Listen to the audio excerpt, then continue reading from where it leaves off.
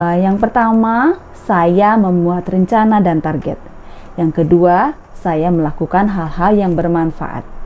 Yang ketiga, saya menjadi bagian penting. Yang keempat, saya memiliki cita-cita.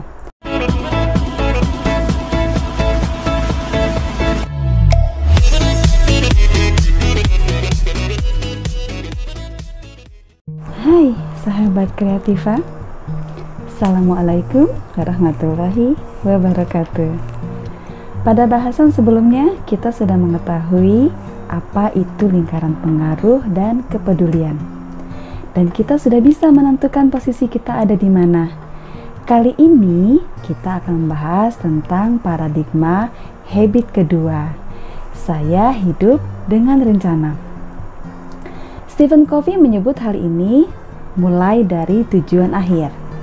Ya, memulai dengan tujuan akhir artinya kita mempunyai tujuan, mempunyai target, mempunyai rencana ke depan apa yang akan kita lakukan.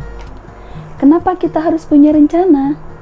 Adalah bagaimana mengubah paradigma tidak efektif saya hidup apa adanya menjadi saya hidup dengan rencana.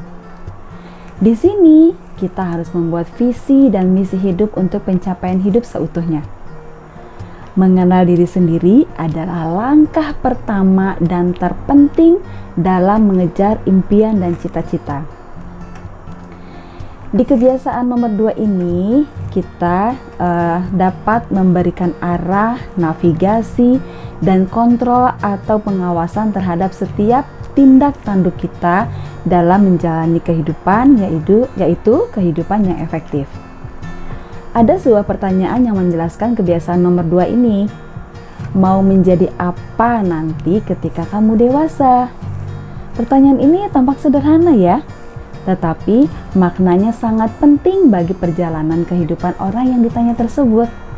Sesuai dengan jawabannya, misalnya, jawabannya adalah menjadi seorang guru. Maka dalam proses menjalankan aktivitas kehidupannya, orang tersebut harus mau tidak mau, jika benar itu jawabannya, maka dia harus melalui jalan yang mengarah pada keinginannya menjadi seorang guru, tidak pada jalan yang lain. Nah, pada contoh sederhana tersebut, jelas sekali bahwa kebiasaan nomor 2 ini, begin with the end in mind, memberikan gambaran yang berangkat dari imajinasi pikiran. Kebiasaan ini melatih untuk memikirkan target akhir dalam sebuah tindakan. Asumsi yang menopang kebiasaan ini adalah bahwa setiap hasil karya manusia selalu terjadi pada 2 tingkatan. Ada apa tingkatan tersebut? Tingkatan yang pertama adalah tingkat imajinasi pikiran, atau Stephen Covey mengatakan mental creation.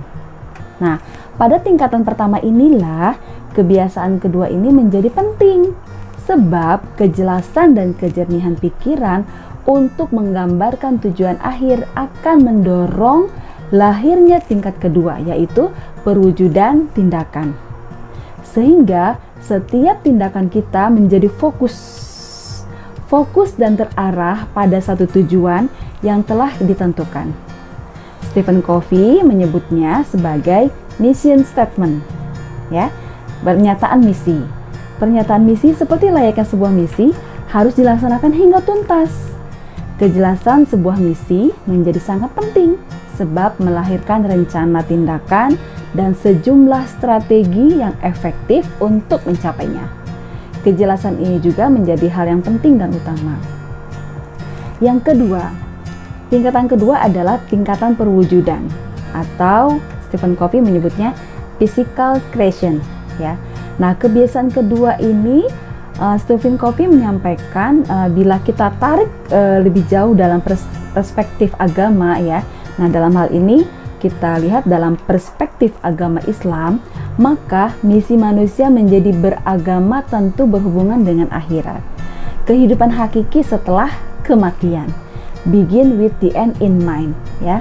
Bila disadari sepenuh jiwa kita, maka harusnya berujung pada tempat mulia yang semua umat beragama mencita-citakannya, yaitu kehidupan surga yang abadi. Nah, di dalam kitab suci Al-Quran Nah, digambarkan dengan sangat jelas kondisi surga seperti apa ya. Terdapat dalam surat Al-Baqarah ayat 25. Yang artinya, dan sampaikanlah berita gembira kepada mereka yang beriman dan berbuat baik, bahwa mereka disediakan surga-surga yang mengalir sungai-sungai di dalamnya.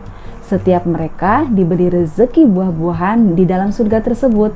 Mereka mengatakan, inilah yang pernah diberikan kepada kami dahulu.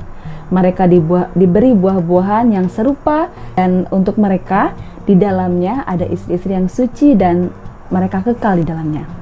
Juga di dalam surat Al-Hajj ayat 23 ya, Allah mengatakan, sesungguhnya Allah memasukkan orang-orang beriman dan mengerjakan amal yang soleh ke dalam surga-surga, di bawahnya mengalir sungai-sungai. Di surga itu mereka diberi perhiasan dengan gelang-gelang dan emas dan mutiara, dan pakaian mereka adalah sutra. Nah, dari kejelasan visualisasi yang diuraikan dalam ayat Al-Quran tersebut harusnya mengarahkan kita, umat manusia sebagai kaum muslimin, untuk membuat rencana, target, lalu menjalankan misi dari tujuan akhir kehidupan kelak ya. Nah, bagaimana strateginya? Yang pertama, saya membuat rencana dan target. Yang kedua, saya melakukan hal-hal yang bermanfaat.